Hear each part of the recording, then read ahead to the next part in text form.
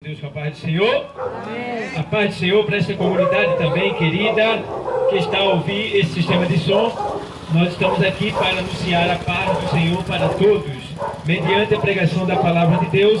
Eu quero nesse momento convidar os amados irmãos para que nós fiquemos em pé e vamos ler a palavra de Deus que se encontra na...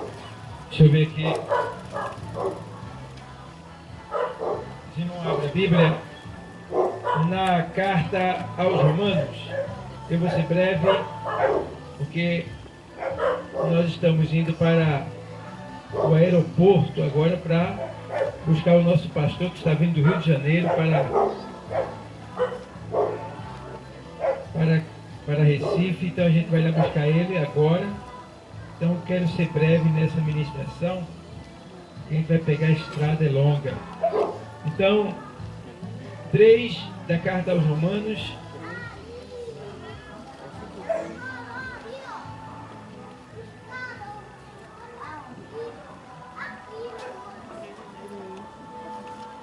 Três e 19 e 20, diz assim o texto.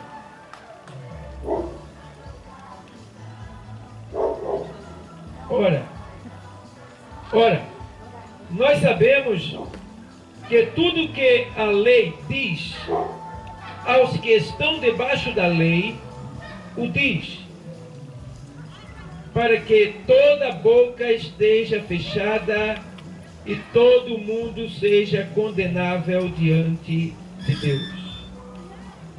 Por isso, nenhuma carne será justificada diante dele pelas obras da lei, porque pela lei vem o conhecimento do pecado. Obrigado, Deus, por esta palavra. Em nome de Jesus, use ela e fale com todos nós. Amém. Poder sentar.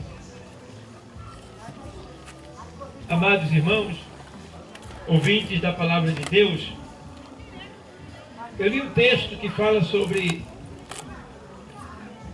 a amizade de Jesus com os pecadores. E nesse texto que eu li, fala sobre a autoridade da lei antiga, a lei de Moisés. E o apóstolo Paulo escreveu esta carta aos Romanos com o propósito de mostrar para eles que a vida segundo a lei de Moisés não traria salvação para eles. Então, Paulo, ele começa dizendo assim: ora, nós sabemos que tudo que a lei diz aos que estão debaixo da lei, o diz. Então, antigamente, o povo, né, a etnia de Deus, o povo de Deus, eles viviam segundo a lei, porque até então, antes da lei, o homem vivia, de certa forma, sem culpa do pecado. Por quê? Se não tinha lei, consequentemente, o pecado não era julgado. Então, antes da lei, a pessoa matava e não tinha nenhum problema. A pessoa fazia qualquer tipo de mal e não ficava com a sua consciência pesada, de certa forma. Por quê? Porque não tinha nenhuma lei que dissesse que ele estava errado. Então, quando surgiu a lei, o que aconteceu? O homem sabia que se ele matasse, ele teria que morrer. Se ele batesse alguém, ele também teria que apanhar. Então, para que serve a lei de Moisés? Ou seja, para que serve a lei, os 10 mandamentos? 10 mandamentos esses que dos 10 foram extraídos 603 leis ou ordenanças. Juntando com os 10 mandamentos, dá 613 ordenanças. E o negócio era tão sério que, além das 613 ordenanças, ainda os judeus acharam pouco e acrescentaram mais 600 leis orais. O que é lei orais? É aquela lei que eles diziam que, ó, não pode lavar, não pode comer sem lavar as mãos, né? Não pode comer com as mãos sujas. Então isso são leis orais que eles acrescentaram às 613 ordenanças extraídas do Decálogo, ou seja, os 10 mandamentos. E Paulo deixou bem claro que quem passasse a viver por esta lei não seria justificado. Por quê? Porque a lei não justificava, pelo contrário, ela só aumentava o pecado.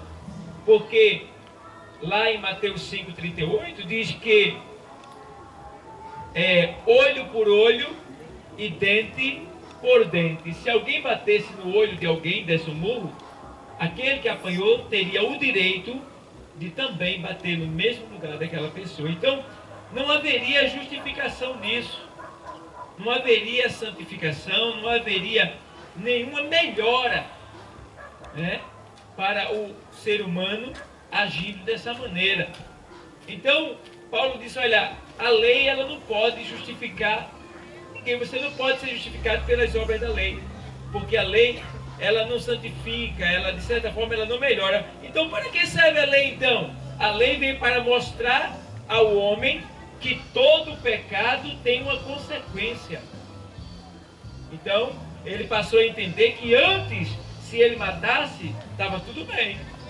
Mas agora, depois da lei, se ele matasse, ele teria que morrer também. Então ele aprendeu que com a lei, agora iria haver o que? Ordens. Iria haver mais cuidado. O homem já não ia mais ser daquela maneira que ele era antes, tá? Praticando todo tipo de mal sem nenhum peso na consciência. Então era isso que Paulo queria explicar, que os que estão debaixo da lei não serão nunca justificados e não serão salvos, até porque nenhum homem jamais conseguiu cumprir com a lei, a não ser o nosso Senhor e Salvador Jesus Cristo. Foi o único homem que, vindo à terra, resolveu abnegar-se, resolveu negar-se a si mesmo, resolveu renunciar ao seu eu para servir completamente ao seu Pai Celestial, Deus, para em prol desta servidão ele se tornar santo, imaculado, impecável, para que no final da sua passagem aqui na terra, ele pudesse também, mediante a sua santificação, que é a separação do pecado, entregar o seu corpo como sacrifício vivo em prol da salvação de cada um de nós que hoje estamos aqui e ainda daqueles que ainda não estão aqui, que ainda não se entregaram para Jesus. Então, o Senhor veio justamente para isso, para que através dele, já que o homem não podia cumprir com a lei, já que o homem não podia vencer ali os mandamentos, cumprindo com todos eles, então Jesus veio e cumpriu pelo homem, tá? Aquilo que o homem não podia fazer, Jesus fez por ele. Então, a gente vê que em João 3,16, no Evangelho, o Senhor Deus diz assim, o Senhor Jesus diz assim, porque Deus amou o mundo de tal maneira que deu o seu Filho unigênito, para que todo aquele que nele crê não pereça, mas tenha a vida eterna. Ou seja, Jesus estava dizendo que Deus deu o seu Filho único, gerado, para que todo aquele que nele crê não morra, não pereça, mas tenha vida eterna. O que é que ele quer dizer com isso aí? Quer dizer que até então o homem, por não conseguir cumprir com a lei, ele estaria debaixo da condenação que a própria lei lhe impõe. Mas depois da morte de Cristo, a morte de Cristo seria o pagamento pela punição que o homem iria receber pelos seus pecados. Então, Jesus veio justamente como sendo que o cordeiro preparado, dado por Deus, para justificar o pecador. Ou seja, Jesus é o nosso justificador. O que é justificar? É ele pegar, tomar o teu lugar e pagar a tua conta. Chama-se também de redenção. Redenção é o ato pelo qual Deus, através de seu Filho amado, toma o lugar do pecador e sacrifica o seu Filho no lugar do pecador. Então foi isso que aconteceu. Nós estávamos todos condenados por causa da lei. A lei nos condenava em virtude dos nossos pecados. Mas Deus, pelo seu muito amor com que nos amou, Ele, estando nós ainda mortos em ofensas e pecado, Ele enviou o seu Filho a este mundo como propiciação pelos nossos pecados, como sacrifício pelos nossos pecados, para que através do seu sacrifício, para que através da sua morte e do seu sangue, nós fôssemos purificados. Até porque o sangue de Jesus era puro, era santo, imaculado, inocente. Então só um sangue puro, imaculado, inocente, perfeito, sem pecado, poderia justificar o sangue, ou seja, os pecadores, né, os impuros, que no caso éramos nós, seres humanos. Então, a gente vê que nesse texto, ele diz mais assim, vou ler para você aqui para concluir aqui. Aí ele faz: por isso nenhuma carne será justificada diante dele pelas obras da lei. Tá? Que quer dizer que não adianta tentar viver pela lei de Moisés, não vai conseguir. Tá? Porque pela lei vem o conhecimento do pecado. Esse era o propósito da lei. Então a gente vê que o homem, ele é um constante pecador. O homem é falho. O homem, ele não consegue deixar de pecar. É incrível. Aonde há ferro, há ferrugem. E aonde há homem, há pecado. Não tem como escapar. Todo ser humano peca. Né? Então a gente vê que Jesus, ele deixa bem claro na sua palavra que nós somos escravos, de certa forma. O homem é escravo do pecado.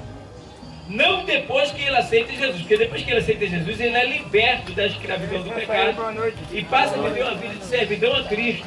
Mas enquanto ele não recebe a Cristo, ele é um constante servo do pecado. E foi justamente para isso que Jesus veio, para libertar o homem da sua escravidão. Tá? E a gente vê aqui que o homem, ele é um escravo. A prova disso está no livro dos Salmos 14. Veja no livro dos Salmos, de número 14, o texto sagrado, ele diz assim, eu vou ler para você, Salmo de número 14, verso 1 ao 3, diz assim, ó: disseram os nécios, nécio quer dizer louco, disseram os nécios no seu coração, não há Deus, tem se corrompido, fazem-se abomináveis em suas obras, não há ninguém que faça o bem. O Senhor olhou desde os céus para os filhos dos homens, para ver se havia algum que tivesse entendimento e buscasse a Deus. Desviaram-se todos e juntamente se fizeram imundos. Não há quem faça o bem, não há sequer um. Então está aí a demonstração da imagem do homem diante de Deus lá no céu. Deus olhou para a terra e viu que não havia um ser humano que fizesse o bem. Diante de Deus, todos estavam em pecado. É aquilo que está escrito na carta aos Romanos, capítulo 3, versículo 23. Diz lá que todos pecaram e destituídos estão da glória de Deus. Às vezes pode ter alguma pessoa que diz, pastor, mas eu não fumo, eu não bebo, eu nunca matei ninguém. Tem pessoas que acham que pecado é só isso. Mas existe, olha irmão, existe o maior pecado do mundo. O maior pecado do mundo. Vou dizer para você agora, qual é o maior pecado do mundo? O maior pecado do mundo. Qual é ele? É simplesmente não aceitar Jesus como Salvador. Esse é o maior pecado do mundo. Então, Jesus, ele deixa bem claro que Deus, olhando do céu, não viu uma pessoa boazinha aqui. Não viu ninguém que prestasse diante da sua presença. E aí a gente vê que o homem está envolto em trevas. Por exemplo, lá na carta aos Efésios 4:18, o texto deixa bem claro que o homem não só se desviou de Deus, afastou-se de Deus, como também ele se colocou, ele se envolveu nas trevas. Aos Efésios 4:18 diz assim, vou ler para você, diz assim, ó: entenebrecidos no entendimentos, separados da vida de Deus, pela ignorância que há neles, pela dureza do seu coração. Então a gente vê que Deus está dizendo que o homem ele está entenebrecido no seu entendimento, ou seja, o entendimento do homem está em trevas. Trevas simboliza pecado. Ele está totalmente cego, espiritualmente falando. É aquilo que o apóstolo Paulo escreve na segunda carta aos Coríntios, no capítulo 4, no versículo 4. Ele diz, porque o Deus desse século cegou o entendimento dos incrédulos, para que não lhe resplandeça a luz do Evangelho da glória de Cristo. Que é Cristo a glória de Deus, a luz do mundo. O próprio Senhor disse, olha, eu sou, em João 8:12, eu sou a luz do mundo. Quem me segue não andará em trevas, mas terá a luz da vida. Então, uma certa vez o Senhor, depois falando aos que tinham se convertido a Ele, Ele disse, olha, vós sois a luz do mundo. Então, Jesus tanto disse que Ele é a luz para os que estão em treva, como ao mesmo tempo, depois que aceitaram a Cristo, Ele passa a dizer agora, vós sois a luz do mundo. Então, amados, a gente vê que esse é o propósito de Deus, é clarear a mente do homem, porque o homem está com o seu entendimento cego. Veja bem, porque o Deus desse século, quem é o Deus desse século? Satanás.